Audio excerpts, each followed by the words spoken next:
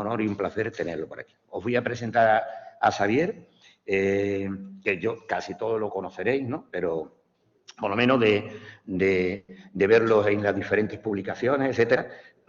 Xavier es profesor de marketing sostenible de la Universidad de Surrey y profesor en la Universidad del Ártico en Noruega. Investiga y desarrolla métodos de producción y consumo de turismo sostenible. Sus publicaciones en desarrollo de productos sostenibles, marketing y comunicación han sido citadas más de 10.000 veces.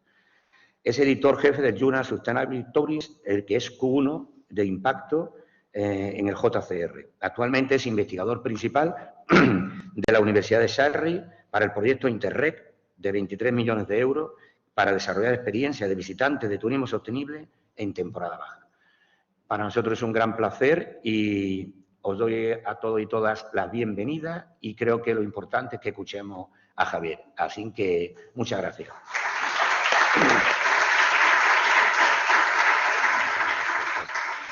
Se me pidió que hoy hablara sobre temas de cómo publicar en las revistas de más nivel, ¿de acuerdo? Entonces, os lo voy a explicar un poco desde el punto de vista de mi experiencia como editor del Journal of Sustainable Tourism y al mismo tiempo sobre las peripecias que he tenido que sufrir yo mismo como autor.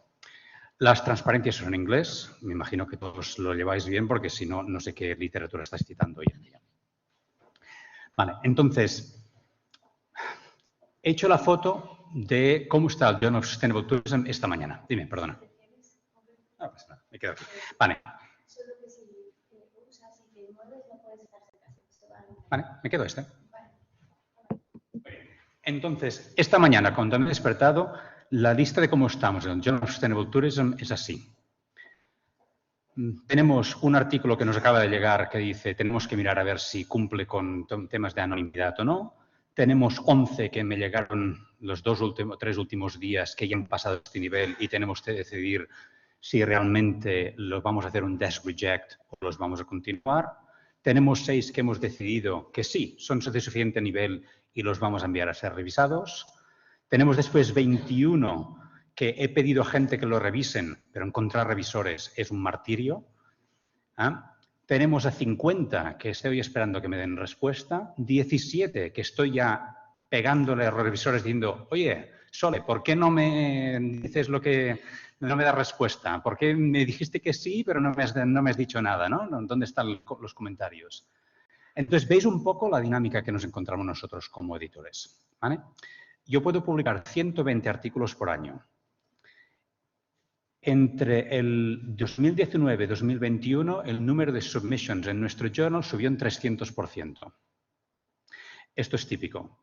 Annals of Tourism Research, Tourism Management, JTR están recibiendo 2.000, 2.500 submissions cada año y pueden publicar 100. La competencia para publicar es brutal, ¿vale? Entonces yo me encuentro que ahora nuestro acceptance rate es un 12%. Te da un poco la idea de dónde estás. El 75% de todos los artículos que me llegan cada semana, desk reject. Los cortamos aquí, ya sanos. Porque os vamos a ahorrar tiempo a los autores. Sabemos que si yo voy a buscar revisor, el revisor va a decir, Xavier, ¿pero qué estamos haciendo? Esto no está al nivel. Entonces, ya os ahorramos tiempo, os damos una respuesta diciendo un poco el porqué y a partir de aquí ya se termina. De los que pasan del 75%, el 25% que queda, la mitad serán aceptados, la mitad no. Entonces, cuando pasáis ese primer filtro, ahora dices, vale, 50-50. Bueno, no sé si es una persona que apuestas, pero dices, ya están en mi favor en este momento.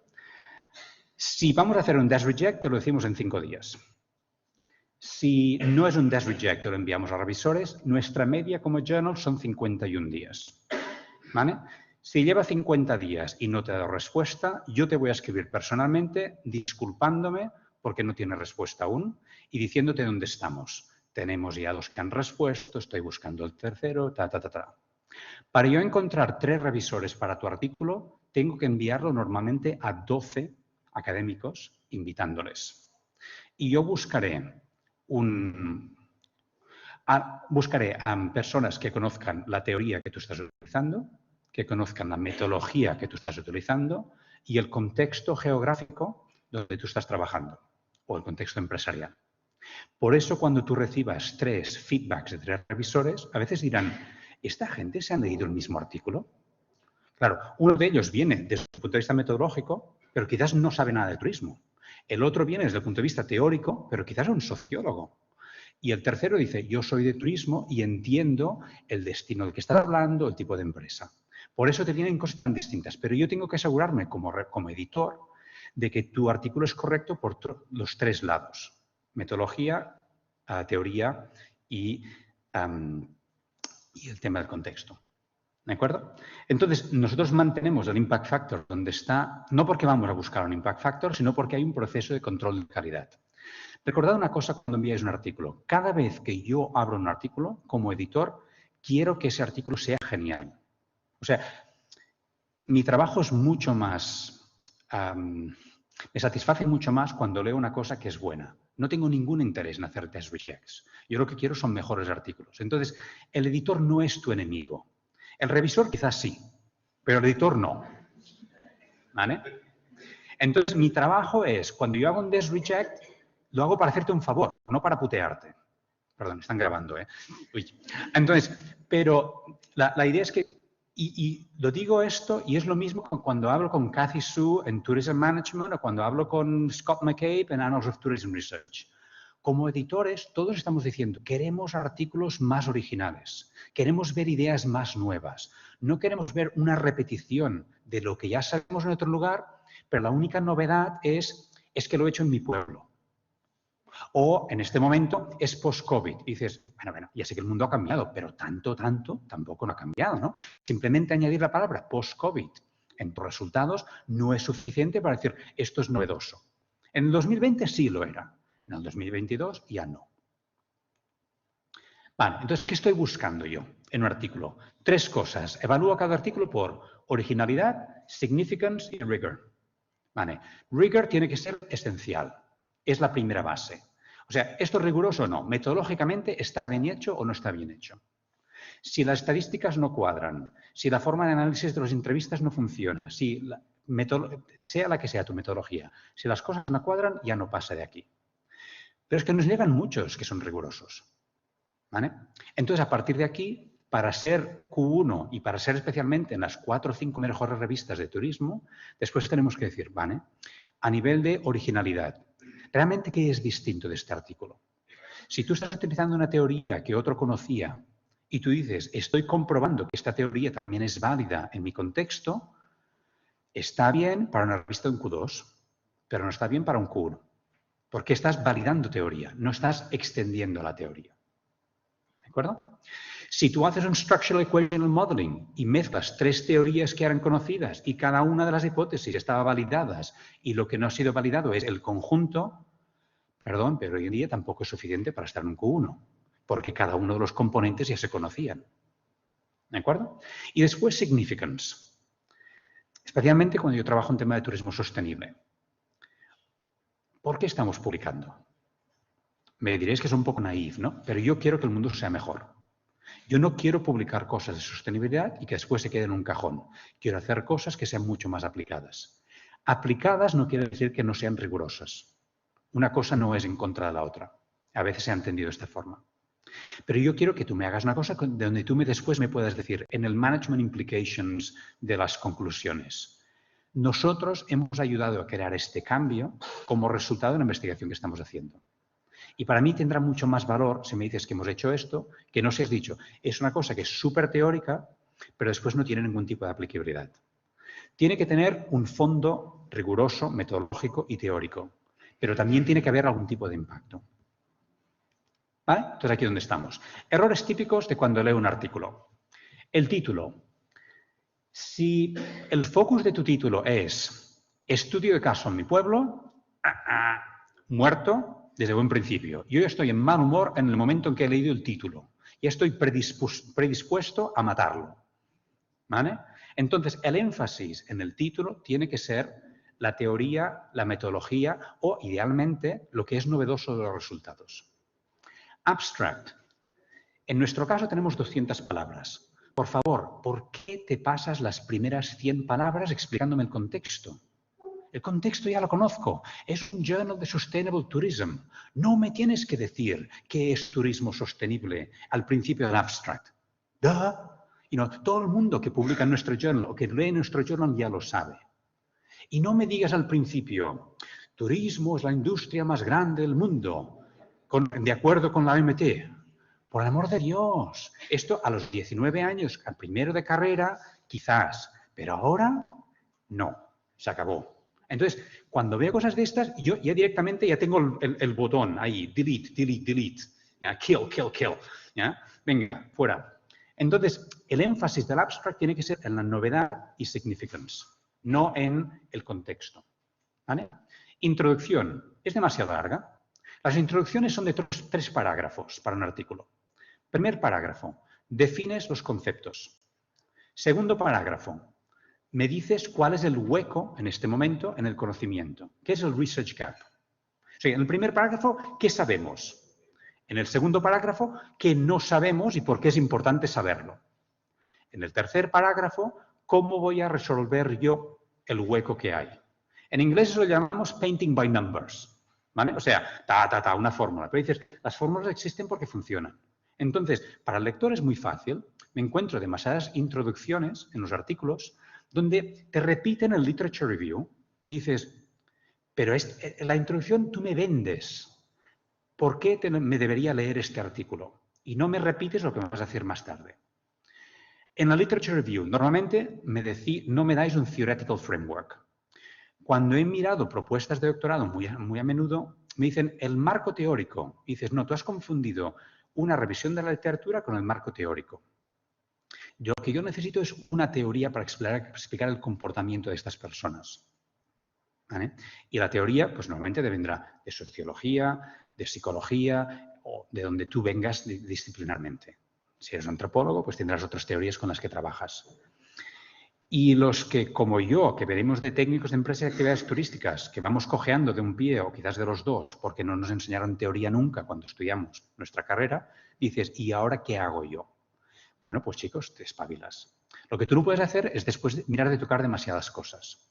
¿Vale? Entonces, hay demasiado énfasis en la ubicación de donde voy a hacer mi trabajo. Para mí la ubicación no se tiene que mencionar hasta la metodología. Y de forma muy cortita. Y en la ubicación tú me puedes decir, la teoría que yo quiero aplicar para estudiar un problema global, puedo explicarla muy bien en este contexto concreto. ¿Vale? Entonces, lo importante de ese contexto es por qué este contexto, este lugar donde voy a estudiarlo, es un buen lugar para aplicar un problema que va a ser de interés a todo el mundo. Porque si el problema solo es de interés para la gente de mi pueblo, no vas a publicar en un Q1. Tiene que ser un problema global. ¿De acuerdo? Muy bien. Metodología.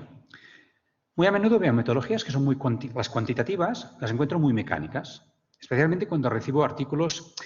Esto varía culturalmente también, ¿vale? Pero en muchos artículos es muy pam, pam, pam, pam, pam. Y está muy bien, es muy riguroso, pero después digo, pero le falta alguna cosa, le falta novedad.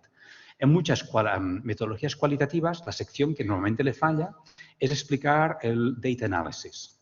Y si tú me dices, pues mi data analysis es un thematic analysis, yo digo, uy, cuando empiezo a hurgar voy a encontrar que aquí hay poca cosa. Es una cosa bastante superficial.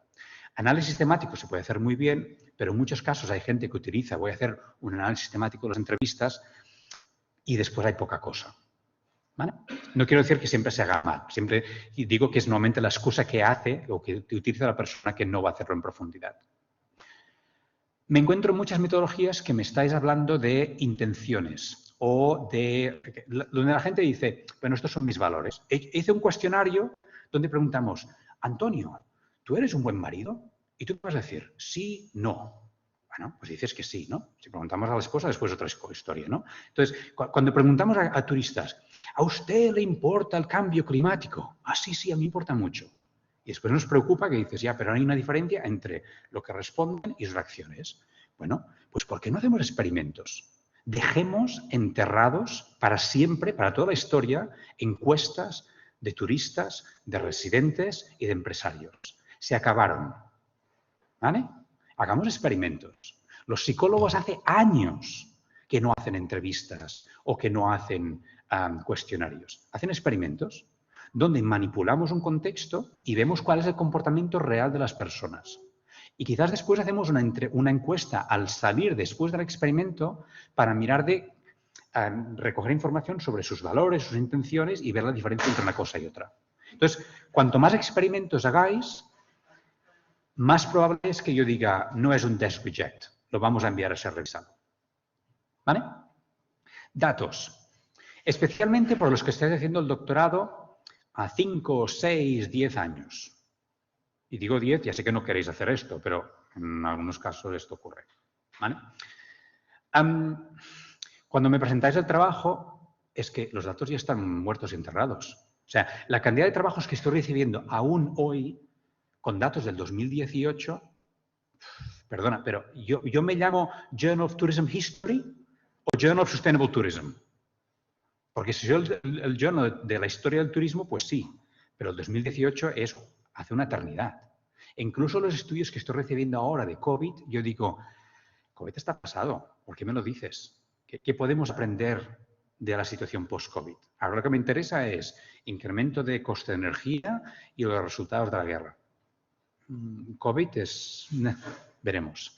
Entonces, una posibilidad que tú tienes como estudiante de doctorado que hace la tesis con tiempo es el poder decir, yo puedo hacer un estudio longitudinal de una forma que una persona que hiciera el estudio de doctorado full time no puede hacer. Vosotros tenéis la capacidad de decir, yo voy a hacer un estudio un cuestionario cada 6 meses o cada año durante 3 o 4 años para recoger datos. Nosotros hemos hecho ahora hace poco esto en nuestra universidad, donde hicimos cada 6 meses, invierno en verano, análisis cómo se sienten los residentes de cara a recibir turistas durante la época de COVID. Y empezamos en verano 2020 y hemos hecho verano-invierno el 20, el 21 y ahora haremos el 22. Y tendremos 6 muestras de 1.500 personas cada vez y veremos la evolución de cómo han cambiado los residentes en función de si quieren aceptar turistas en distintas situaciones de COVID.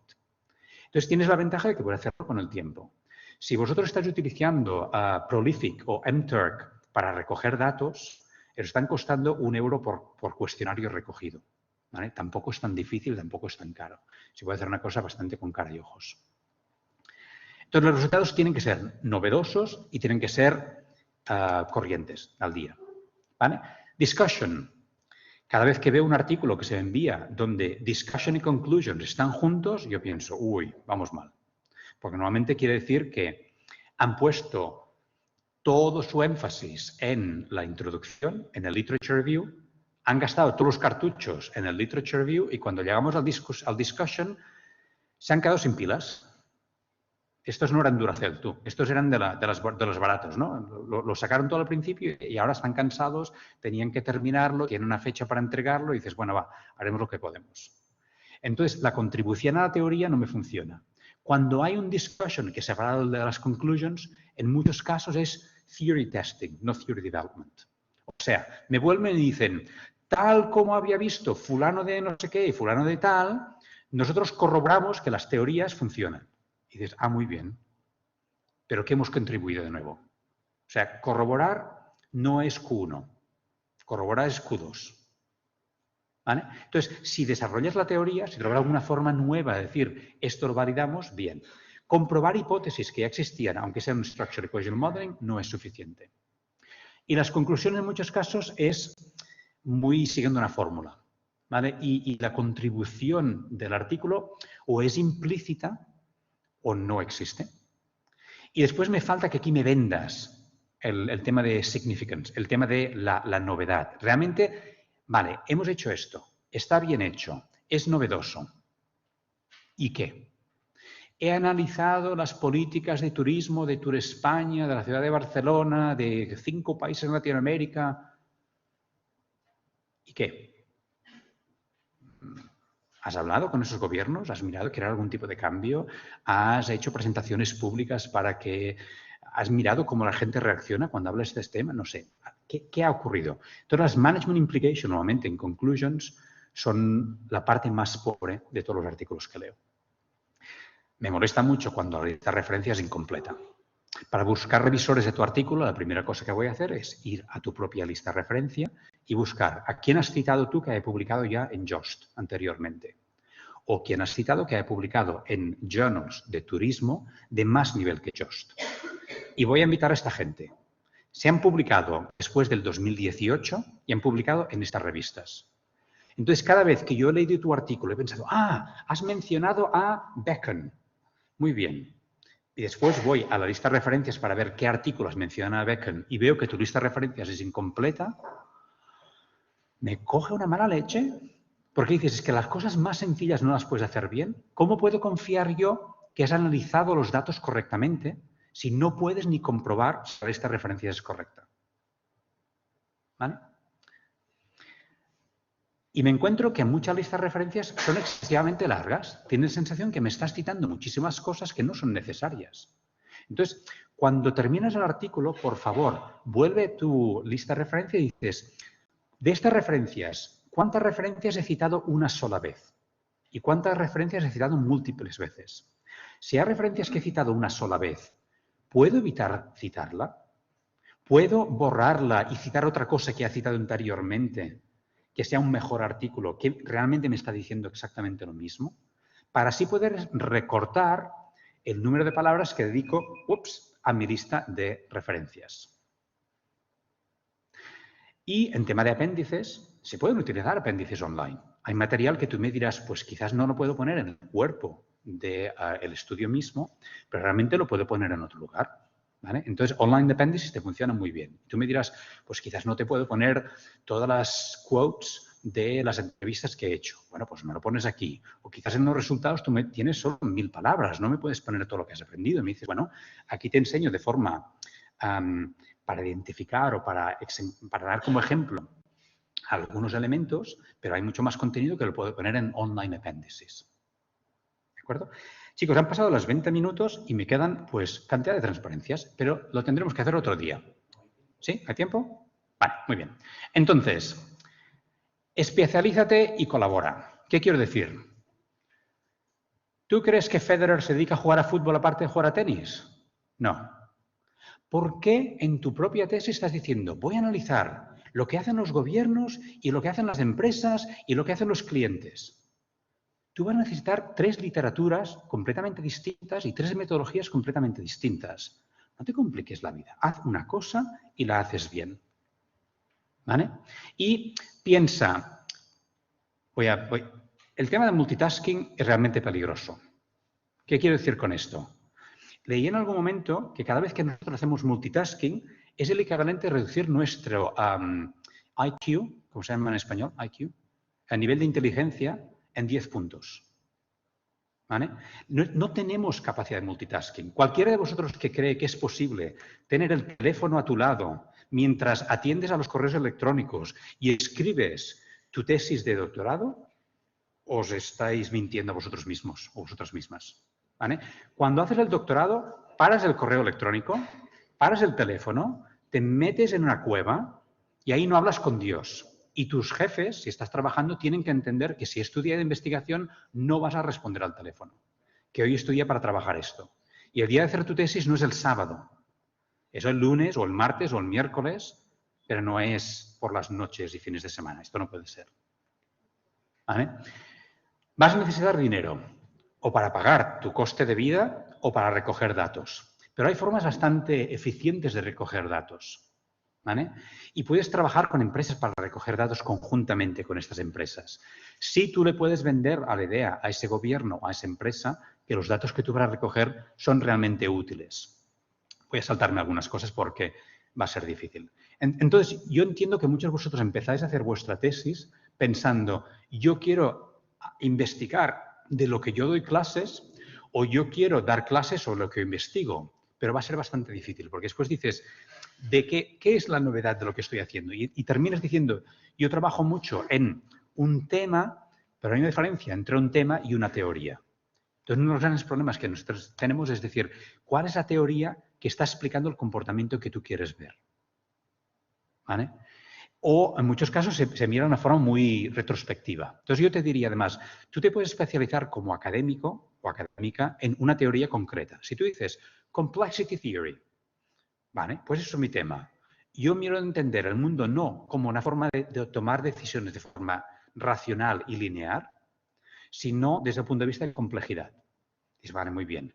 Esa teoría se puede utilizar para explicar casi cualquier situación en la que nos encontramos. ¿Por qué los gobiernos recogen datos de turismo en forma de indicadores, pero después no los utilizan para tomar decisiones? Bueno, facilísimo. Temas de complejidad nos utilizan para explicar esto. O a veces dirás, bueno, que quizás no voy a utilizar una teoría, pero voy a utilizar un concepto. Hay una diferencia entre lo que es un concepto y es una teoría. ¿Vale? Un concepto te explica lo que ocurre. Una teoría te explica por qué ocurre. ¿Vale? Entonces dices, bueno, pues voy a utilizar el concepto de evidence-based policy. Cómo se toma el proceso de decisiones o voy a... Entonces, especialízate en una teoría concreta. No me hagas un literature review donde tocas demasiadas teorías. ¿Vale? Y además no pienses que cada vez que vas a hacer un estudio nuevo, tú puedes desarrollar una teoría nueva. Chicos, para aprender... ¿Tú crees que Foucault se pasó la vida diciendo cada vez reinvento la rueda? No, no, no. O sea, la mayoría de académicos de peso, pesado, en su vida han tenido una idea y la han explotado durante muchísimos años. La idea de ser una mariposa, que vas de flor en flor y cada artículo haces una cosa completamente distinta, además es que es un desgaste total. Eso no lo deberíamos hacer. Vale, acceso a datos. ¿Qué es nuevo de los datos que tú tienes como académico? Dirás, la ubicación, bueno, quizás. El timing, el hacerlos ahora, post-COVID, por ejemplo. El volumen. Tú quizás me dirás, otra gente han tenido 300 cuestionarios, yo tengo 3.000. Bueno, al tema longitudinal, otra gente hicieron un corte, una foto, yo tengo el vídeo. Tengo muchos elementos durante tiempo. Yo puedo hacer ver la progresión durante el tiempo de los cambios que se han visto. Bien. Una comparación. He comparado Barcelona con Madrid. Peligroso. No porque son Barcelona y Madrid, sino porque simplemente dirás, ¿tú realmente crees que la única diferencia que hay en esa ciudad o en el turismo de esos dos lugares es lo que tú puedes explicar en tu cuestionario? Entonces, cuando se comparan solo dos lugares, a mí me cuesta mucho. Y en general nos encontramos que los revisores tumban esos artículos. La fuente de nuestros datos. Quizás tú tienes acceso a una fuente de datos que otra gente no tiene acceso a esa misma fuente. Quizás tú has dicho, yo estoy trabajando con Amadeus y me van a dar acceso a una fuente de datos que es brutal. O estoy trabajando con Skyscanner, o estoy trabajando con Booking, o puedo hacer... Entonces, bueno, bien. La metodología. Bueno, ya os comentaba anteriormente donde teníamos el tema de esto, ¿no? Me gustan mucho más los experimentos y en general veremos que todos los autores, todos los revisores y especialmente los editores están buscando mucho más experimentos y están buscando mucho menos cuestionarios. Como gente que escribimos en una segunda lengua, imaginando que vuestra primera lengua es español y que a veces tendréis para publicar en Q1, publicar en inglés, publicar estudios cualitativos escritos en una segunda lengua es mucho más difícil que publicar estudios cuantitativos. ¿Por qué? 1 y 1 suma 2, tanto en español como en inglés. Mientras que para explicar una cosa de forma cualitativa en otra lengua, aunque tengas un muy buen traductor o traductora, agárrate, va a costar. Muy bien, entonces... Depende de lo que tú vayas a hacer. Por ejemplo, en este trabajo que nosotros hicimos en Tourism Management, con un par de compañeras españolas, vimos que en el 2016 se había recogido información sobre carbon offsetting en líneas aéreas y en el 2021 dijimos, vamos a utilizar exactamente la misma metodología para comparar 2016 y 2021, pero después vamos a hacer otras cosas añadidas para ir más allá. Entonces, el elemento comparativo nos fue bien, pero después el elemento que fuimos más allá también le dio un valor añadido a nuestro estudio. Entonces, no pienses que reutilizar la metodología de otro es un error. Simplemente puedes hacerlo, puedes actualizar un trabajo, pero después tienes que también pensar qué le vas a añadir que sea nuevo. ¿Vale? Bueno, tu capacidad de escribir y de presentar tus trabajos. El hecho de que tienes que escribir en inglés va a ser duro. El hecho de que escribir en inglés no es como escribir en español y traducirlo. Como hispanoparlantes nos gustan las frases largas, con subordinadas, con una cierta complejidad. Al inglés es al revés. Para demostrar que eres muy inteligente en inglés, tiene que explicar un concepto muy complejo de forma que lo entienda un niño de 10 años. Lo que hacemos en español, sin insultar a nadie, es explicar una cosa muy sencilla de forma muy rebuscada para parecer que seamos más inteligentes. Y perdón si alguien se siente ofendido. Pero, entonces, no, busca la forma más fácil de que alguien de 10 años lo entienda. De hecho, algunos de mis artículos, y aún estamos grabando, ¿no? Yo les pido a mis hijos que se los lean. Y si mis hijos los entienden, pienso, vale, estamos a punto. Entonces, pediré a cualquier persona que no sea académico, pero no un académico. Proofreader. Yo tengo una proofreader que se ha leído y me ha corregido todos los trabajos que he publicado en los últimos 15 años. Y mira que llevo 25 años trabajando en Inglaterra. Entonces dirías, con 25 años debería hablar inglés bien. Chicos, aún continúo haciendo proofreading, porque hay unos cambios espectaculares. El Spanglish aún me sale, pero es muy natural, ¿no? Bueno, o será un catalanglish para mí más que un Spanglish, pero bueno.